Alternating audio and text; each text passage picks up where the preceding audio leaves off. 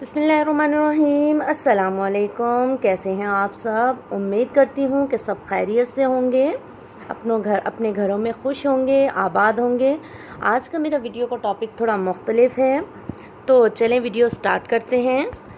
सबसे पहले तो मैं मुबारकबाद दूंगी उन औरतों को जो माएँ बनने वाली हैं। अल्लाह पाक उनके लिए आसानियाँ पैदा करें, उनको साहिब औलाद करे, आमीन सुम्मा आमीन। तो आज का जो टॉपिक है मेरा वो इस बात पे है कि बच्चे जब पैदा होते हैं और 1 साल तक उनकी ज़रूरियात माँ को समझ नहीं आती है। जो नई माएँ बनती हैं, पहला बेबी होता है उनको समझ नहीं आती है कि बच्चे के क्या प्रॉब्लम्स हैं। तो ये वीडियो है मेरी उससे रिलेटेड।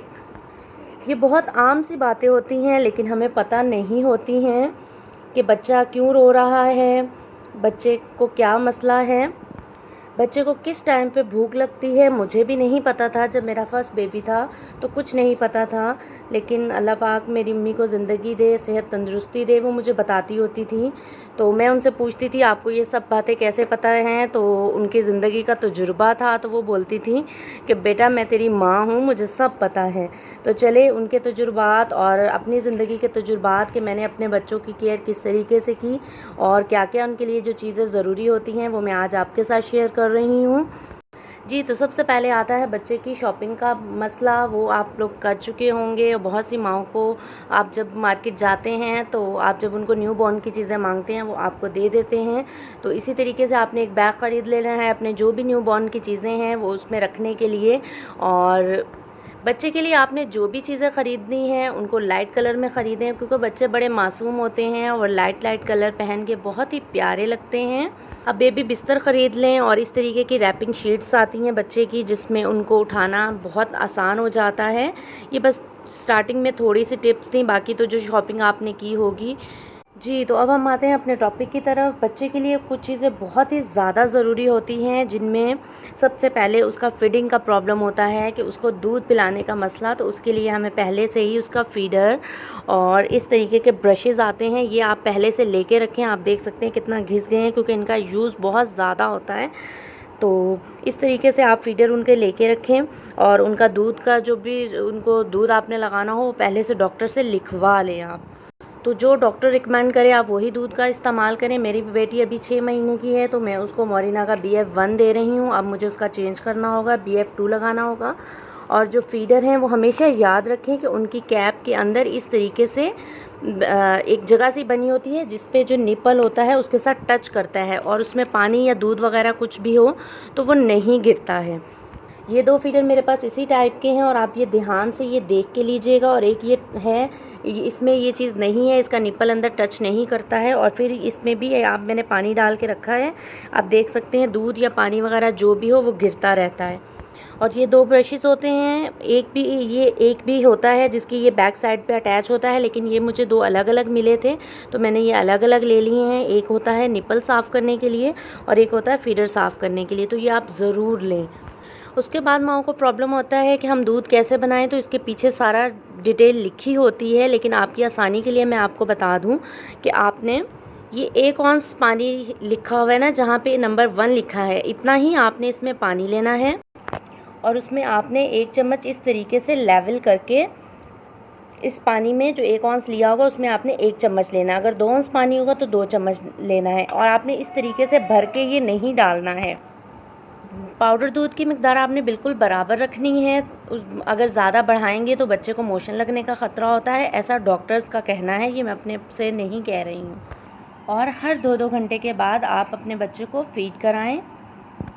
जी, तो अब हम आते हैं अपने दूसरे टॉपिक की तरफ। हमेशा याद रखें कि बच्चा 4 वजह से रोता है, या तो उसको भूख लगी होती है, या उसका पैम्पर गीला होता है, या उसके पेट में गैस होती है, या उसके कान में दर्द होता है। तो उसके लिए हमें क्या करना चाहिए? उसके लिए ये कॉलिक ड्रॉप्स आते हैं, मुख्तलिफ़ कंपनीज़ के हैं, मुख्तलिफ़ नाम से आते हैं। तो इसमें है पेट का फूलना, मरोड़ और गैस की बेआरामी में मुफीद। तो ये इसके ऊपर सारा तरीका लिखा हुआ है कि किस एज में बच्चे को कितने ड्रॉप इसके देने हैं। बहुत ही फ़ायदेमंद रहते हैं ये, बच्चे को बहुत सुकून देते हैं। तो ये आप अपने घर में ज़रूर रखें। जब आपका न्यूबॉर्न बेबी हो तो ये अपने पास ज़रूर रखें। उसके बाद आ जाता है ये ड्राई वाटर। ये भी बच्चों की गैस, मरोड़, उनके दस्त वगैरह में बहुत ही मुफीद होती है। ये सारी चीज़ें डॉक्टर्स बताते हैं। नई माएँ होती हैं, उनको नहीं पता होता, वो परेशान हो जाती हैं। तो ये भी आप, जब बच्चा छोटा होता है तो आप उसको आधा टीस्पून डेली बेसिस पे पिलाएं, तो बच्चे का गैस का जो भी प्रॉब्लम वगैरह होता है वो उसको नहीं होता। ड्राई वाटर बच्चे का हाजमा दुरुस्त रखने में बहुत ज़्यादा हेल्प करता है। जी, तो तीसरे नंबर पे बारी आ जाती है पैनाडोल की। पैनाडोल के ड्रॉप भी आप घर में ज़रूर रखें। बच्चे हाथ पैर चलाते हैं, ख़ास तौर पे जब वो क्रॉलिंग करना शुरू होते हैं तो वो थक जाते हैं। बाज़ औक़ात बच्चों को नज़ला, ज़ुकाम, बुखार हो रहा होता है तो हम इमरजेंसी में डॉक्टर के पास फ़ौरी तौर पे नहीं लेके जा सकते हैं। तो घर में ही बच्चों का जिस्म गर्म होने की सूरत में आप उनको पैनाडोल का आधा ड्रॉपर दे सकते हैं। इसमें ड्रॉपर होता है और बच्चों के लिए, बच्चों के जिस्म में दर्द वगैरह को ये दूर करता है। तो जो न्यू मदर्स हैं वो ये चीज़ें जो मैं बता रही हूँ सारी घर में ज़रूर रखें, ताकि उनको परेशानी का सामना ना करना पड़े। जी, तो नंबर 4 पे आ जाती है डायपर्स की बारी। तो डायपर्स आप किसी भी अच्छी कंपनी का यूज़ करें। हमेशा से मैं आजकल मोलफिक्स यूज़ कर रही हूँ, बहुत अच्छा डायपर है ये। क्योंकि छोटे बच्चे जो होते हैं उनकी स्किन जो होती है बहुत ज़्यादा सेंसिटिव होती है। तो जब लोकल पैम्पर आप लेते हो तो उसमें वो गीला जल्दी हो जाता है और बच्चे को रैशेज़ होना शुरू हो जाते हैं। हर 3 घंटे के बाद, 4 घंटे के बाद आप बच्चे का पैम्पर चेंज करें। जब आप बच्चे का पैम्पर 3 से 4 घंटे बाद चेंज करेंगे तो इंशाल्लाह उसको रैशेज़ नहीं होंगे। लेकिन अगर कभी हो जाता है कि आपने बच्चे को थोड़ा साफ़ करने में लेट हो गए और बच्चे को रैशेज़ हो जाते हैं, तो मैं हमेशा से, माशाल्लाह मेरा तीसरा बेबी है, तो मैं हमेशा से, मैंने टैल्कम पाउडर का, आप देख सकते हैं कि इसका यूज़ मेरे इस्तेमाल में बहुत ज़्यादा है, तो इसके साइज़ से ही आपको अंदाज़ा हो सकता है। मैं हमेशा टैल्कम पाउडर रखती हूँ और जब बच्चे को मैं चेंज करती हूँ, जब भी पैम्पर्स उसका चेंज करना होता है मुझे, उसके बाद मैं उसको धो के अच्छी तरह साफ़ करके कपड़े से, टॉवल से, तो उसके बाद मैं टैल्कम पाउडर लगा देती हूँ। ठीक है। उसके अलावा ये जॉनसन्स की बेबी जेली आती है, पेट्रोलियम जेली आती है, तो आप इसकी भी हल्की सी लेयर बच्चे के लगा सकते हैं रैशेज़ वाली जगह पे। लेकिन मेरे लिए जो है मेरा जो एक्सपीरियंस है वो टैल्कम पाउडर के लिए सबसे ज़्यादा इसके साथ बेस्ट रहा है कि रैशेज़ बिल्कुल ख़त्म हो जाते हैं। जी, तो अब बारी आती है सबसे अहम बात की, जिसकी वजह से बच्चे बीमार हो जाते हैं, मोशन लगे रहते हैं, थूके निकालते हैं, अपने हाथ चबाते हैं, राल टपकाते हैं, हर चीज़ को मुंह में डालते हैं। कोई भी चीज़ उनके सामने आए तो वो कहते हैं कि बस हमें दो, हम मुंह में डाल लें। तो ये वो स्टेज होती है जिसमें बच्चा दांत निकालने की प्रैक्टिस कर रहा होता है। बहुत ही अहम फेज़ होता है ये मदर्स के लिए, बहुत ही परेशानी का मरहला होता है, लेकिन आपने बिल्कुल नहीं घबराना है। ये उम्र तकरीबन 5 से 6 महीने की बच्चे की उम्र से स्टार्ट होती हैं ये, तो उसके लिए ये बायो 21 की होम्योपैथिक की टैबलेट्स होती हैं, और जब बच्चे दांत निकालना शुरू हो जाते हैं तो बायो 21 का ही होम्योपैथिक का सिरप आता है, वो बच्चे को देते हैं। तो ये जो टैबलेट होती हैं इसके इस्तेमाल से बहुत ही ज़्यादा आसानी से बच्चा जो होता है वो दांत निकाल लेता है। इस तरह की ये वाइट कलर की टैबलेट्स होती हैं। पहले शुरू में आप बच्चे को दिन में एक एक टैबलेट 3 टाइम दें, उसके बाद 10 से 15 दिन देने के बाद आप 2-2 टैबलेट 3 टाइम दिन में कर दें, तो बच्चे बहुत आसानी से दांत निकालेंगे इंशाअल्लाह, और जो उनमें बेचैनी होती है, चिड़चिड़ापन होता है, उसमें भी कमी आएगी। उसके बाद आती है बारी कुछ रैंडम सी चीज़ों की। ये है कॉटन बर्ड, बच्चों के लिए, छोटे बच्चों के लिए बहुत ही नाजुक उनके अज़्ज़ा होते हैं, उनके नाक कान साफ़ करने के लिए ये भी आप ज़रूर रखें। और उसके अलावा छोटे बच्चे जो 3 महीने के बच्चे होते हैं उनको नीम गर्म दूध पीने की आदत होती है, वो ठंडा दूध नहीं पीते हैं, तो आप एक अदद थर्मोस ले लें इस तरीके का, और उसमें डेली बेसिस पे आप पानी उबाल के डालें, और साथ एक ठंडी बोतल पानी की, सादे पानी की बोतल रखें, और मिक्स करके आप उनको नीम गर्म पानी दें, तो इससे आपको बार बार उठने की भी ज़हमत नहीं करनी पड़ेगी पानी गर्म करने की। उसके बाद लास्ट चीज़ जो है बेबी चेस्ट रब है। ये बच्चे को जब सर्दियों में ख़ास तौर पे हमारे काम आती है, बहुत ही अच्छी ये चीज़ है। बच्चे का सांस बंद हो, बच्चे को खांसी वगैरह हो, सीना जकड़ा हुआ हो, तो आप ये बच्चे के सीने पे मल दें, बच्चा बहुत सुकून महसूस करता है।